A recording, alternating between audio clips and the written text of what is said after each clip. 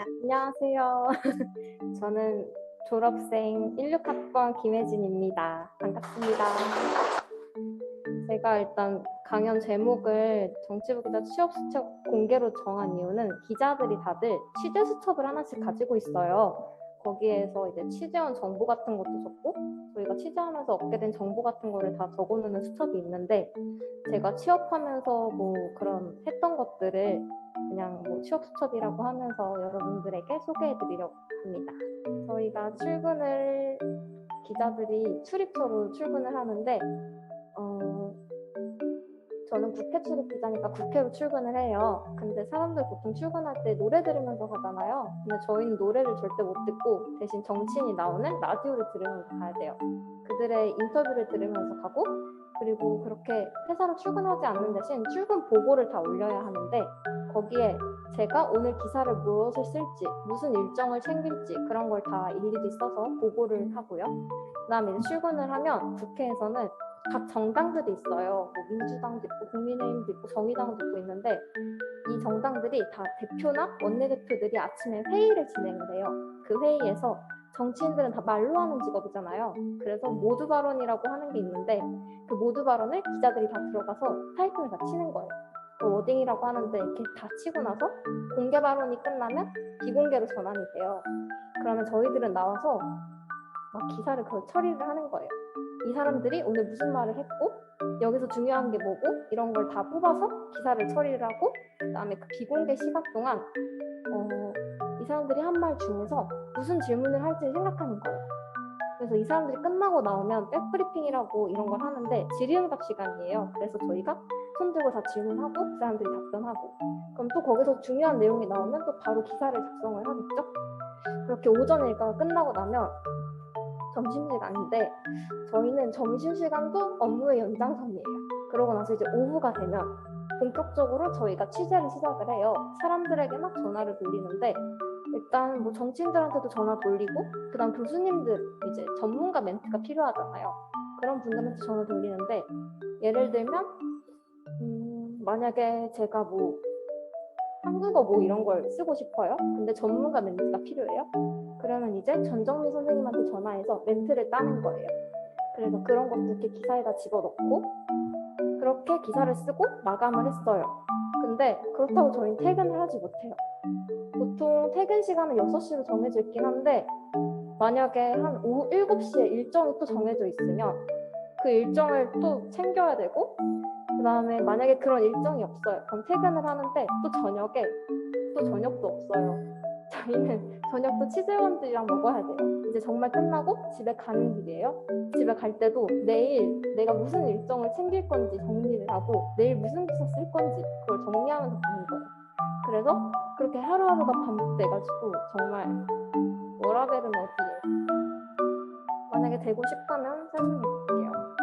일단 다른 직군들이랑 마찬가지로 서류를 먼저 합격을 해야 돼요. 근데 기자들에게 제일 중요한 자격증은 토익이랑 KBS 한국어예요. 이 토익이랑 KBS 한국어가 점수조차 없으면 지원도 못하고요. 일단 지원은 필수 조건이라고 할 수 있고 그리고 잘 쓴 자기소개서가 제일 필요하겠죠. 여긴 정말 자신을 이렇게 드러낼 수 있는 거 많이 좀 특색 있게 써놔야 되고요. 그 다음에 기자들이 되려면 다들 언론고시라고 하잖아요. 왜 언론고시라고 하냐면 이 필기시험 때문에 그러는데 이 필기시험이 정말 제일 어려운 관문이에요. 일단 먼저 정치, 경제 아니면 이렇게 전 분야에서 시사상식들 시험을 보거든요. 그런 것들도 이제 미리 공부를 해야 되고 그 다음에 시사상식 끝나면 또 논술 시험이 있어요. 그래서 어떤 주제를 주어지면 거기에 자기의 생각이나 관점 이런 것들을 논리적으로 이렇게 쓰는 그 시험이 있고 그다음 또 작문 시험이라고 있는데 이것도 자기 생각을 좀 이렇게 넣는 건데 또 이건 좀 달라요. 논술이랑 약간 수필 느낌일 수도 있고 이렇게 두 가지 다 준비해야 되고 그다음 이제 필기 시험을 합격하면 또 실기 시험이 남아 있어요. 실기 시험도 되게 종류가 여러 가지인데 토론을 하는 경우도 있고 지원자들끼리 그 다음에 면접이 1차가 있고 2차 있고 또 3차 있고 막 그래요. 그렇게 면접들 거치고 또 만약에 방송기자가 되고 싶다 그러면 카메라 테스트라고 있어요. 스튜디오 들어가서 카메라 테스트를 보는데 이렇게 준비된 원고를 주거든요. 그거를 미리 한 2분 정도 숙제하라고 주고 이렇게 주고 카메라 보면서 이렇게 막 말하는 거예요. 그러면 이 카메라 테스트로 이 사람이 어떻게 영상에 나오는지 그런 것도 확인을 하고 이 사람의 말하는 톤이 듣기 좋은지 그런 걸 다 확인해야 돼요. 왜냐면 사람들이 방송 들을 때 좀 톤 별로 안 듣고 싶어 하잖아요. 그래서 그런 것들 이렇게 실기시험 끝나고 나면 합격을 하게 되면 인턴을 거치는 데가 있고 수습을 거치는 데가 있는데 그냥 인턴만 하고 최종에서 탈락시키는 경우들도 있거든요. 그래서 그런 것도 있고 만약에 수습이다 그러면 작게는 1개월에서 길게 6개월까지도 해요. 이 수습 기간에는 교육하는 기간인데 뭐 월급도 100% 중에서 한 80%이 정도밖에 하면서 그냥 교육시키는 기간이라서 이렇게 알고 계시면 될 것 같아요.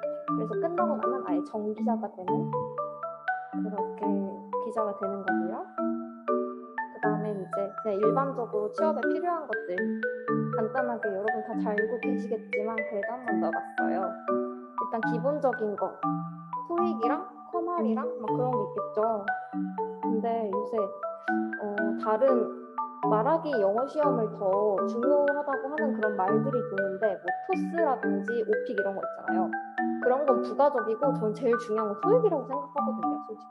그러니까 토익을 하고 그 위에다가 또 토익 스피킹을 하고 오픽을 하는 거고 그렇게 해야 되고 마찬가지로 자기소개서가 잘 준비돼 있어야겠죠. 그게 전 기본적이라고 생각하고 그 다음에 자기 직무에 필요한 자격증들이 있을 거예요.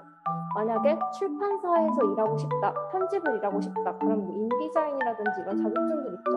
그런 자기 직무에 필요한 자격증이 꼭 있어야 되고 마지막으로 자기를 드러낼 수 있어야 하는 자격증이 전 있어야 한다고 생각하는데 저는 예를 들면은 인도네시아어 점수가 있어요. 약간 좀 독특하죠?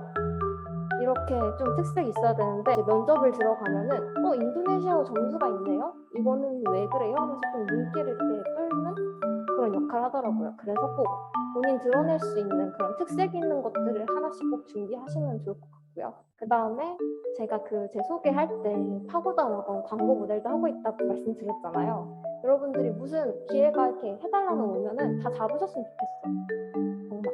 그리고 정말 다 해봤으면 좋겠는 게 제가 이 조교를 하면서 사람들을 정말 많이 만났어요.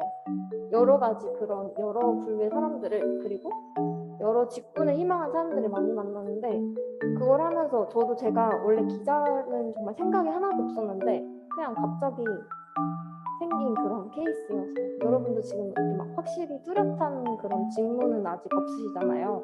그래서 정말 많은 것들 해보셨으면 좋겠다. 그런 네 말하고 싶었고요.